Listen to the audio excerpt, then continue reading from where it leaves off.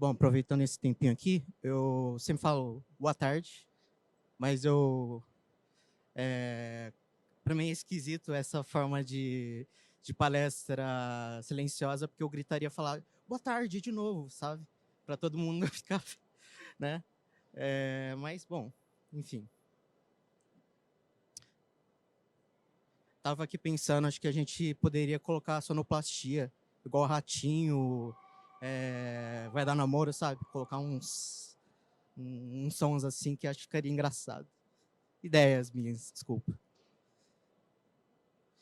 Bom, hoje o tema que eu vou estar falando é criando soluções geográficas com mapas no front-end. Mas uma pergunta antes de começar. Alguém aqui já trabalhou com mapa no front-end? Show de bola. Quem já passou aquela dificuldade para trampar com o mapa no front? Com certeza, né? Mas é isso que a gente vai abordar hoje. Bom, me apresentando rapidinho, meu nome é Kevin Uehara, eu sou Senior Front-End Engineer no iFood. Sou de Campinas, estou jogando CS de vez em quando eu jogo CS, paro, volto, lembro que eu sou ruim, aí eu volto a jogar de novo, meu pai está ali para comprovar isso. Eu sou dev há uns 8 anos, sempre com foco em full stack, mas há uns 4 anos eu vim focando cada vez mais em front-end.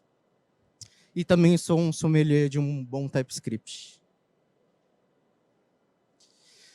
Bom, como eu disse, eu trabalho no iFood, eu atuo na tribo de logística do iFood. Eu atuo, na verdade, em 2 times do iFood, o time Location Areas e Location Geo. Esses 2 times, eu atuo como front-end, né? Esses 2 times trabalham muito com foco em geoprocessamento, geolocalização, áreas de entregas de parceiros e muito mais. Então, toda a parte ali de rota de entrega, tudo isso pode botar na minha culpa. Brincadeira, não coloquem não. Mas a gente trabalha bastante nesse contexto, tá bom? Então, por isso que é muito esse contexto aqui que eu estou comentando geográfico. Tá, mas eu vou falar do que nessa apresentação? Ou pelo menos tentar, dentro do tempo, espero. Tem um pointer, acho que nem eu enxergo, mas tudo bem. Eu vou dar um overview da aplicação que a gente vai construir, tecnologias que eu utilizei, arquitetura.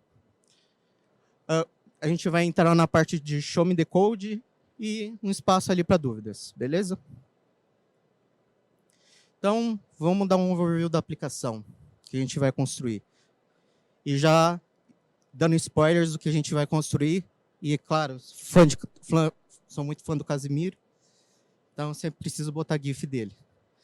O que a gente vai criar? Bom, a gente vai criar uma aplicação web que calcula a melhor rota entre 2 localizações, ou seja, entre 2 pontos. Permite a busca de uma localização pelo nome, utilizando uma ferramenta open source, que eu já vou apresentar para vocês.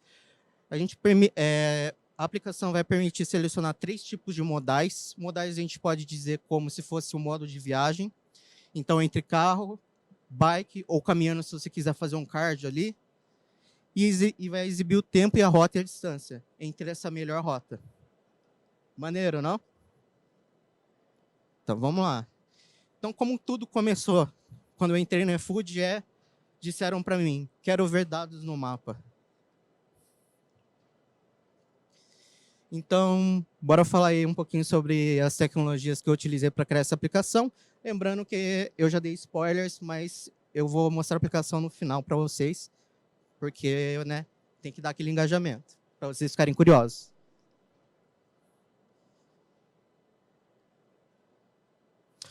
Bom, eu utilizei o Vite como boilerplate para a criação ali da aplicação. Podia ter utilizado o Create React App. Já dei spoiler, estou utilizando o React com TypeScript, tá bom? Tailwind como forma de estilização, para facilitar ali mais já a parte de estilos e tudo mais. O Google Maps API, para criar a melhor rota, tá? Então, ele é um provedor. O MapLibre é uma biblioteca para renderização de mapas. O MapTiller é um provedor de estilos de mapa. Eu vou entrar em detalhes de cada tecnologia aos poucos, tá bom? O RectMapGL é uma biblioteca de componentes para mapa em Rect, que vai facilitar muito a nossa vida, né? E o Nominating, que é aquela ferramenta que eu comentei, que é open source, que é um geocoder. Só dando spoiler do que é um geocoder, explicando o que é um geocoder. O geocoder, ele basicamente transforma uma localização em uma latitude e longitude, e vice-versa. Uma latitude e longitude em uma localização. Então, essa é uma ferramenta bem legal aí que vocês podem estar utilizando, open source. Então, eu estou utilizando ele como buscador de localização. Fechou? Então, só voltando aqui, eu não vou me aprofundar sobre o Vite, React, TypeScript, Tailwind, porque eu acho que isso faz um pouco do dia a dia ali de quem trabalha com front, tá? A ideia é mais eu apresentar as tecnologias que lidam com mapa, tá? Então, vamos direto para o Google Maps API, mas qualquer dúvida que vocês tiverem, podem estar me perguntando lá, tá? No espaço para dúvidas. O Google Maps API basicamente é uma biblioteca do Google Maps.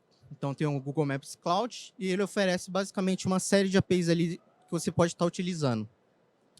Ele possui um uso gratuito, porém com certas cotas de quantidade de requisições. Então, como eu creio uma aplicação demo, uma aplicação simples, a gente não precisa lidar com pensando em dinheiro, já que as requisições vão ser baixas e tudo mais. Mas se você for colocar isso em produção, você tem que ter esses trade-offs, tá bom? E o Google Maps API foi utilizado para definir e criar a melhor rota entre as duas localizações. Aqui a carinha dele, né, do Google Cloud. Aqui algumas ferramentas que o Google oferece para a gente. Não só essa parte de criar a melhor rota e tal, mas tem outras ferramentas bem legais ali que vocês podem estar utilizando, tá? O MapLibre. O MapLibre é uma biblioteca open source, tá? Para publicar mapas na sua aplicação. Muita gente utiliza outra ferramenta que está aqui embaixo, que é o Leaflet, para renderizar mapas. Que também, se não me engano, é open source. Só que o MapLibre ele tem uma vantagem que eu percebi durante as aplicações que eu criei dentro do iFood, que ele tem uma renderização de bloco vetorial. Então, ele tem uma otimização bem grande para renderizar mapas. Ele se originou de um fork de uma biblioteca antiga chamada Mapbox GLJS. Então, foram criadas duas bibliotecas, o MapLibre, que é open source, e o Mapbox, que já é que é pago. Os dois têm similaridades, já que vieram da mesma biblioteca, mas alguns têm algumas diferenças e tudo mais, e o Mapbox é pago, tá? Mas do mesmo esquema ali de cotas e tal. E a gente pode renderizar mapas de forma vetorial ou rasterizada. Rasterizada é como se fossem imagens, pedaços de imagens no mapa, e vetorial é como se fosse realmente assim, renderizar um mapa de forma mais otimizada, acelerada por GPU, como eu tinha comentado. Por isso que ele é tão performático. Essa é a carinha dele, tá? Documentação. O MapTiller. MapTiller é um provedor de mapas, tá? Com estilos customizáveis.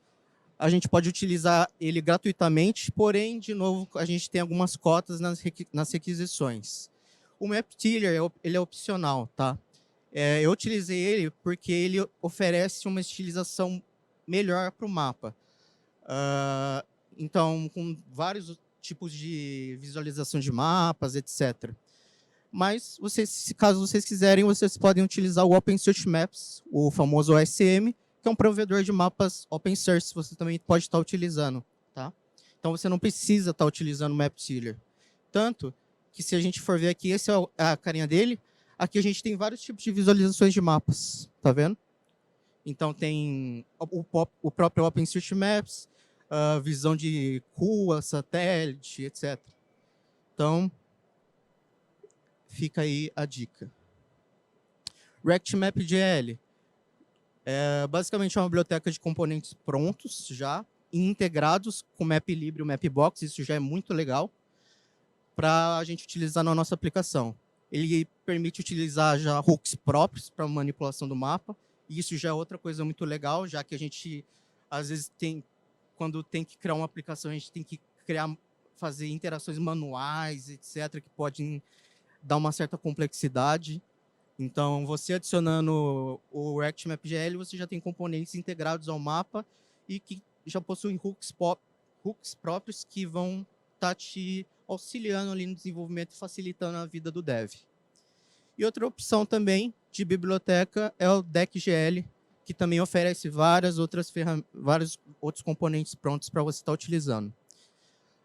Aqui a carinha da documentação, do site. E aqui um exemplo, por exemplo, de um componente do ReactMapGL, que é o mapa de calor, por exemplo. Então, você oferece, claro que você tem que oferecer um tipo de dado específico, que a gente chama de data source, né, para ele estar renderizando algum tipo de dado que você quer que ele renderize no mapa. Então, por exemplo, um mapa de calor. Mas aqui tem vários outros tipos, tá? E eu acho que o último, Nominating, uma API Open Source Geocoder. Então, eu já falei, né, do Geocoder, que transforma a localização em latitude e longitude. Ele utiliza os dados do OSM, OpenStreetMaps, para realizar as buscas. Ele é um buscador de endereços, como eu falei, tal. Aí ele possui só um detalhe importante. Como ele é open source, eles recomendam você a não utilizar como autocomplete, sabe? Você digita, conforme você digita, você já faz uma requisição para a API, sabe? Para ele dar aquele autocomplete e já sugerir as localizações. Porque isso acaba, mesmo sendo uma API open source, acaba sendo custoso, né, para eles e tal. Então, eles recomendam você não utilizar o autocomplete, faz um buscador ali que a pessoa digita e faz uma única só requisição, tá? Mas, claro, você pode criar a sua própria infra, aí sim, você consegue lidar melhor com isso. Outra ferramenta também é o OSRM, que é o Open Source Routing Machine. Todas essas ferramentas que eu estou comentando, a gente utiliza no iFood, tá? Então, um ponto de curiosidade. Então, o OSRM também é outra ferramenta que faz esse processo de geocoder. Essa é a carinha da documentação, tá? Caso vocês quiserem dar uma olhada. Bem legal e bem fácil de utilizar. Acho que eu preciso entrar no 220. Bom, vamos falar sobre a arquitetura agora da aplicação. Bom, aplicação simples. A gente tem uma SPA, né, uma aplicação web app, que vai utilizar os componentes do ReactMapGL, que vai utilizar o MapTiller, que lembrando, a parte de estilização, e que vai consumir dados do OSM, o OpenStreetMaps. A gente vai utilizar o Nominating como geocoder e o Google Maps para criar a melhor rota entre as duas localizações. E aqui uma visão da arquitetura em React. Um ponto que eu queria colocar aqui, eu não utilizei nenhum gerenciador de estado, como, por exemplo, Redux, Jotai, Zustand, nada disso. Eu utilizei o próprio prop drilling do React, a gente passando estado, o próprio app, né, Py, vai gerenciar o estado. Como a árvore de componentes aqui é pequena, não faz muito sentido estar utilizando gerenciador de estado ou até mesmo Context API, porque foi algo simples que eu queria criar. Então, não queria adicionar muita complexidade nisso.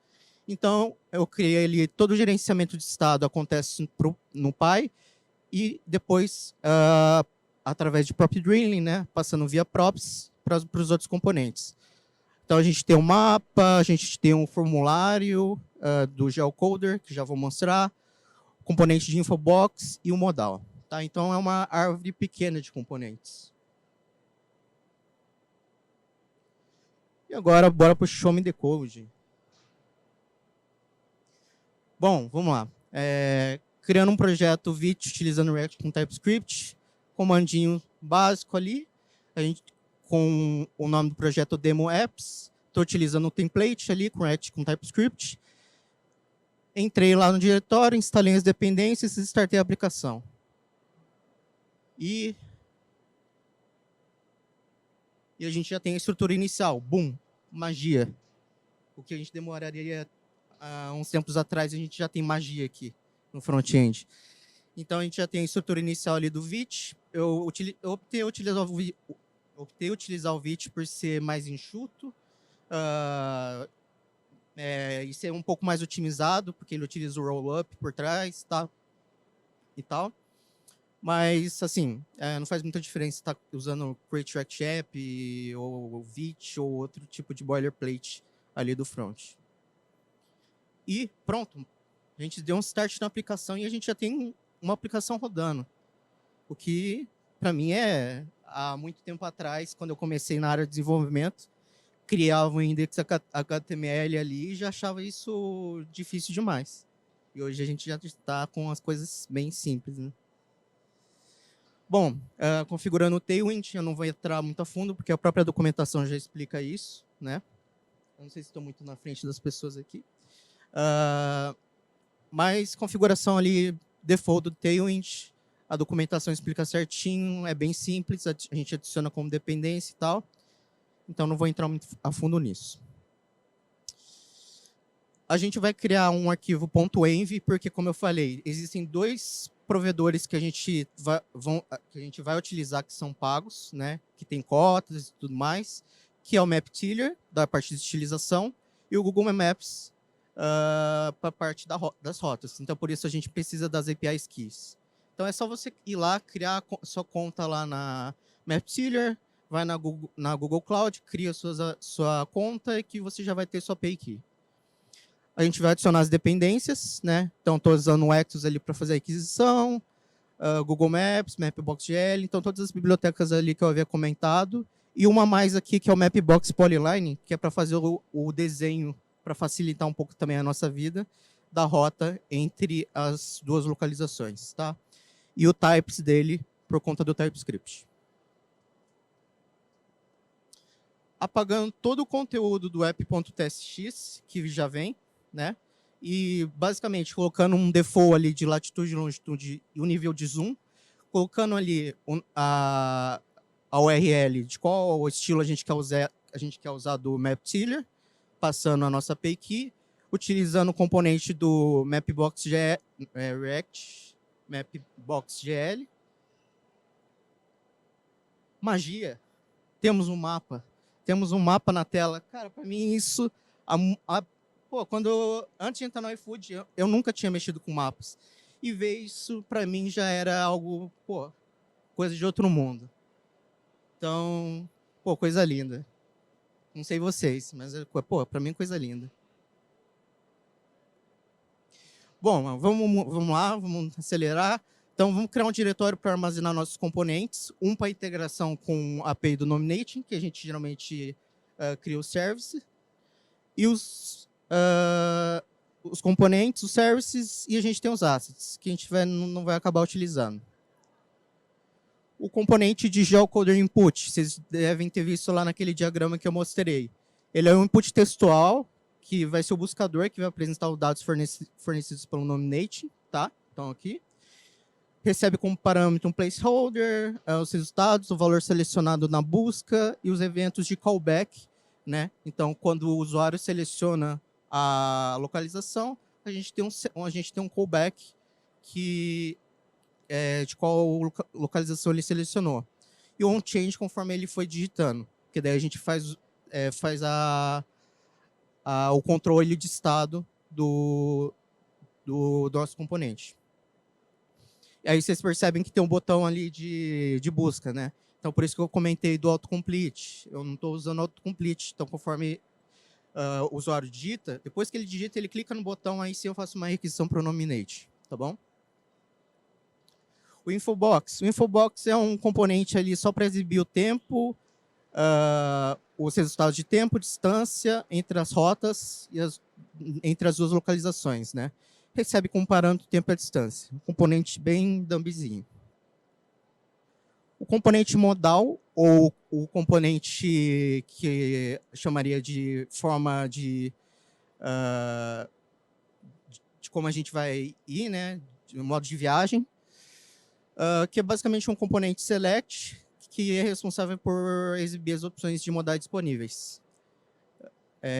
E recebe como parâmetro uma callback de qual modal ele selecionou.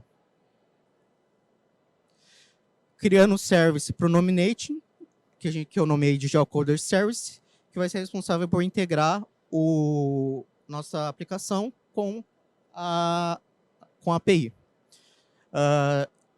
Nesse service eu vou manter as regras para montar a query, né, que o nominating exige, e utilizei o Axios para realizar as requisições. Então, geocoder service criado.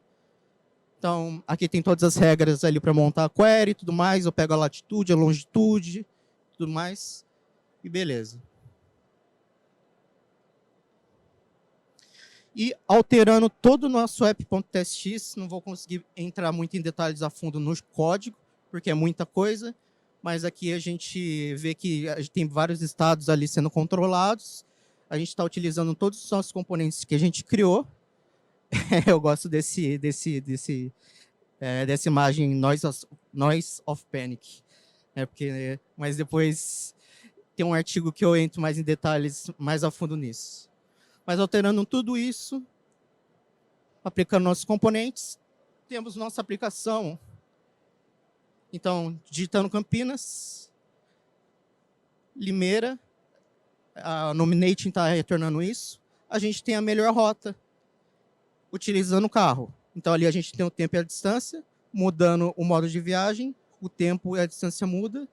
Se for caminhando, se quiser fazer um cardio, você vai levar 12 horas aí para estar fazendo essa viagem aí.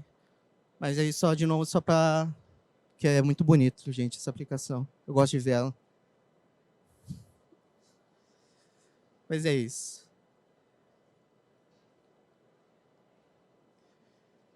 Falei no 220, é isso.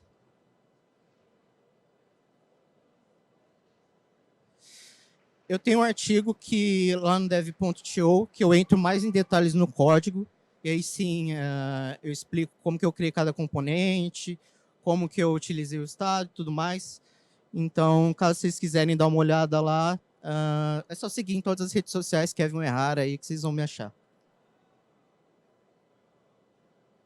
Mas tem esse artigo aí, tá bom?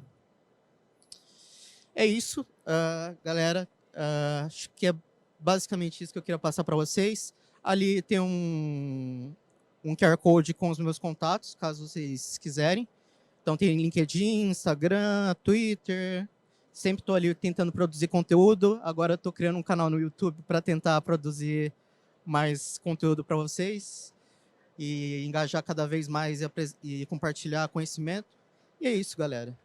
Muito, muito obrigado mesmo pela participação de todos vocês, quem está aqui assistindo, quem está ouvindo. E é isso. Muito obrigado.